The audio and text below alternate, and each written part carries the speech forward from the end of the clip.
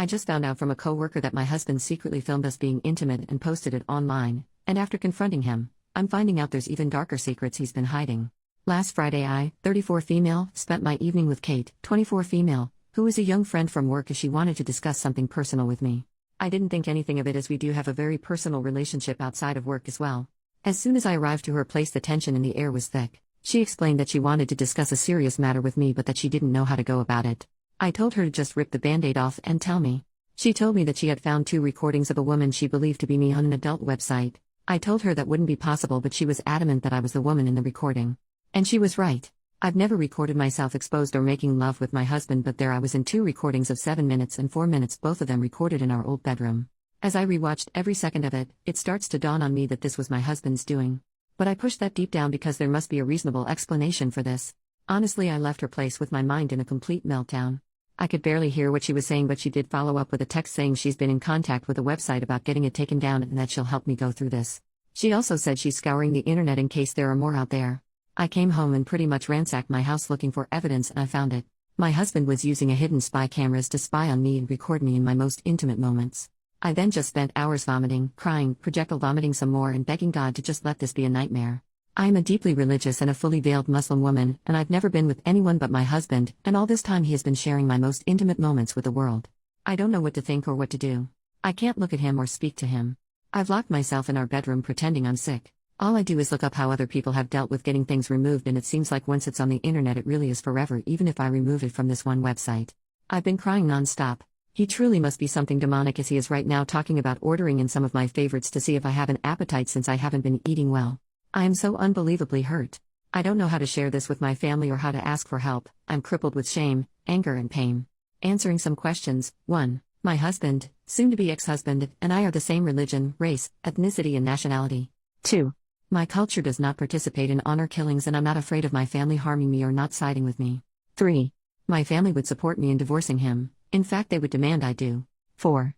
The laws in my country are secular but in certain circumstances it allows for the various religious groups in the country to hold their own courts that can enforce their rulings, as long as it doesn't impose or break secular law or civil liberties. 5. I do plan on taking this to secular court and religious court as I want him punished. 6. I am veiled by choice and the vast majority of my fellow countrywomen do not veil. 7. I am a niqabi, meaning the only part of me visible to the public are my eyes. When I am with my family or with other women or in women-only spaces, I don't veil. 8. Kate and I do not share the same religion, nor dress alike and yet we are friends. Kel surprise. First update, I left him as I said I would. He went to work. The movers arrived, we packed my stuff and we left. The entire time I was crying to the point that even the movers were worried for me but I couldn't stop myself from crying. I went home, sat my parents and siblings down, and explained the situation. My parents were and still are confused. They are elderly and fragile. They don't understand the internet. They just keep saying okay, let's talk to the people and it will be gone. But my siblings understand. They are angry. They are sad and heartbroken on my behalf. My siblings and brother-in-laws took me home. We waited for him and well, we had a conversation with him. He denied it at first. So my brothers were firm with him and he started to be more truthful. He said he did it because he was depressed, because he had an adult video addiction, love-making addiction and because he didn't think anyone would see it. He said he posted only a few. When we asked him to be specific he said he posted anything from 5 to 8. We had him take it down but who knows how many times it has been downloaded or shared. In that moment I also found out he had a secret phone. He was also cheating on me with random women and street workers. All this time I was thinking he's working hard but nope, he was out disgracing himself and betraying our marriage. At some point he convinced us he needed to use the bathroom and he somehow managed to call his mother, who arrived at our home with his brother and cousins. There was a commotion as they were angry at the treatment of their family member. Then things calmed down enough to explain to them what he had done. His mother fainted. His mother is elderly and not in the greatest health condition. We called for an ambulance. My neighbor had also called the police and I was arrested by the time the ambulance arrived to take care of my mother-in-law. I spent the evening locked up.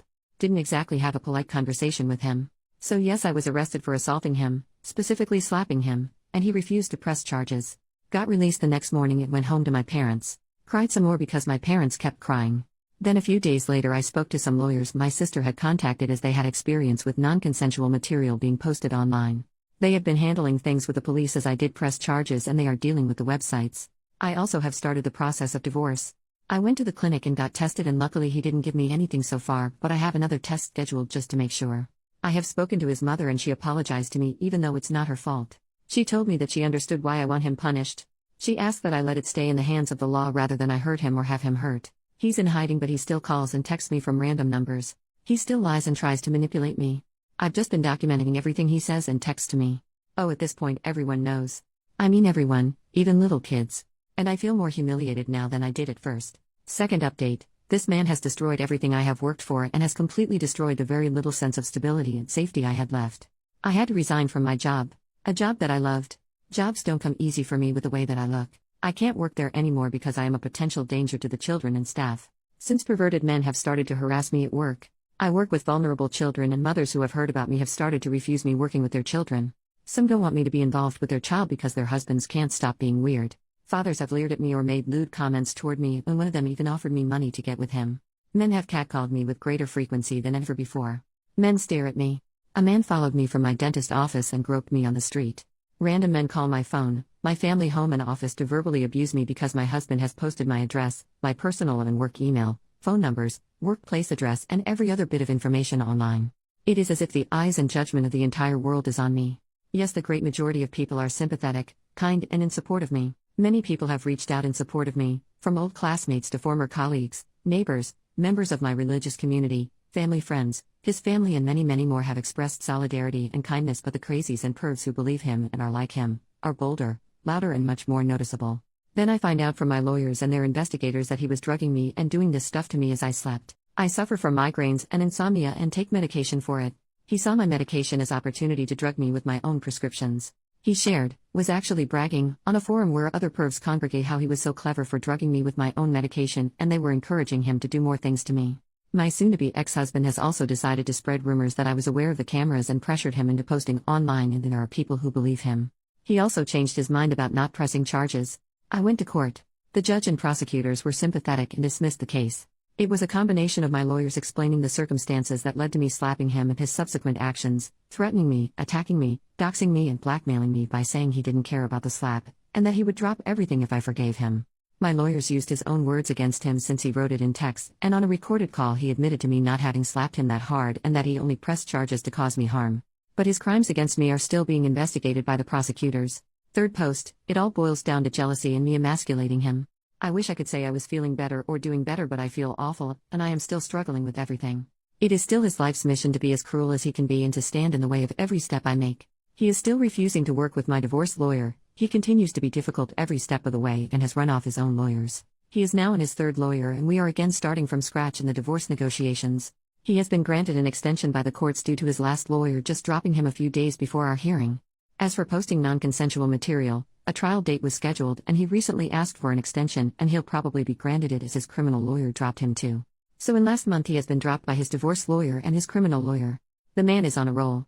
When it rains it sure pours. My father passed a little over a month ago, and my mother is now in hospice care as she is soon to go back to God. I'm sad but not shocked about this, as I've had a long time to prepare for it. My father had been battling cancer for almost 3 years and so was as prepared as a person can be, and my mother's health had been declining significantly for years due to her dementia. Soon-to-be ex-husband decided it was a great idea to corner me at the venue we held the after-funeral meal at. He decided to wait for me to be alone. He approached me as I was cleaning up the venue. I was on my own, and at that time I was kind of exhausted and could not muster up the rage to chase him off as I had done many times before. So I just let him talk. He seemed almost decent as he was giving his million excuses on why things were the way they were.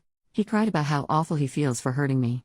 Then he started telling me about how he always felt I was better than him in everything, as I made more money, was better educated, had been better traveled than him, and that he felt jealous of my confidence, and how in the beginning these were things that he was most attracted to, but as our relationship and marriage progressed these were the things he started to dislike about me. He also said that he was angry that I refused to consider being a stay-at-home wife and mother, even though he knew from the beginning that I wasn't the stay-at-home/homemaker type. He said that he tried to be a good husband, but that my refusal to bend or let him have the last say in things was the catalyst for his anger and need to humiliate me. He talked about how he had always had addiction issues, but he thought that if he was married he would be cured of his depression, his adult video and love-making addiction, and he felt like if I ever found out I would have never married him and or would divorce him, and then it angered him and pushed him to want to punish me for thinking I was better than him. He was jealous and angry about so many things. But when I said to him, "So you hurt me because you felt jealous and inadequate in comparison," he lost his mind and started to shout and say that he knew I would react that way. I decided to refrain from commenting further and just let him spill his guts uninterrupted. For 3 hours he made excuse after excuse for why he did what he did. But it all comes down to him feeling inferior to me, him being jealous and angry that I dared have a mind and life of my own.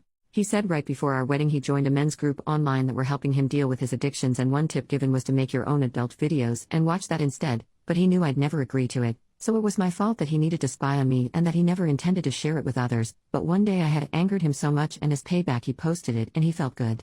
And so every time I emasculated him by having my own mind or upset him in some way or another he would post more. Eventually he gained a following and had so many men asking him to post more, that he started to like the fact that other men looked up to him for his intimate prowess, and at the same time his addiction started to come back and he fell back into his habit of picking up women, and when he couldn't get it for free, he'd hire a street worker.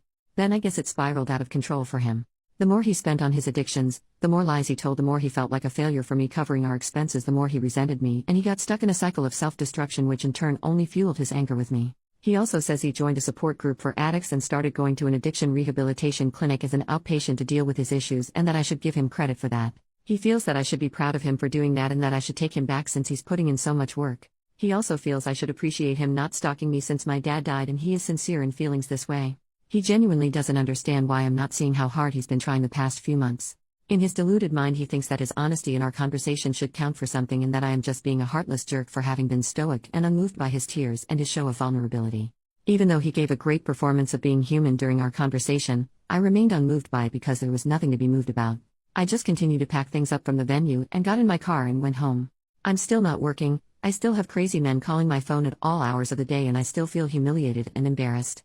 The only good thing that has happened is that several of the sites have taken down the recordings and banned him from using their platforms. Fourth post, curses are like young chickens, they always come home to roost. Finally I have some good news. So a while back, I was granted a restraining and protective order, and my now officially ex-husband did continue to stalk and harass me.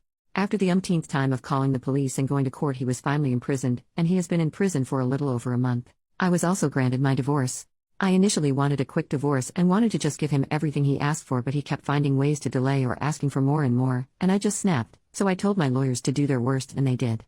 My lawyers hated him and I got everything I wanted and way more. Not to gloat, but it was really satisfying seeing him cry. This has been the most peaceful month I've had in a long time. This entire time has been such a trying time and it has affected my mental and physical health. I've lost 12 kilograms and I've lost a ton of hair due to the stress he was causing me. But I can honestly say that him wailing in court was the chicken soup my soul needed. I've moved from my city and now live on the other side of the country, and I've gotten myself a decent enough job. I am slowly mending my confidence. I am in therapy and I can't say it's working right now, but I know if I stick with it, it will. The non-consensual material he posted has been removed from the more reputable websites he posted on, and my lawyers were able to get me monetarily compensated, as these companies didn't want to go to court over it. I mean, money doesn't really change things that much and I'm still hurt, but at least it's something. I'm also not so delusional as to think that it isn't still out there in some way or another, and I know there really isn't much I could ever do about that, so I'm just trying to make peace with it. Ex-husband will be serving time in prison for what he did. My lawyers are working with the courts and that should be sorted soon enough. I think the reality of the consequences are becoming very clear to him, as I have heard through the grapevine that he attempted to take his life and is now in protective custody until his trial date. He is facing up to 30 years and corporal punishment, and I absolutely look forward to it.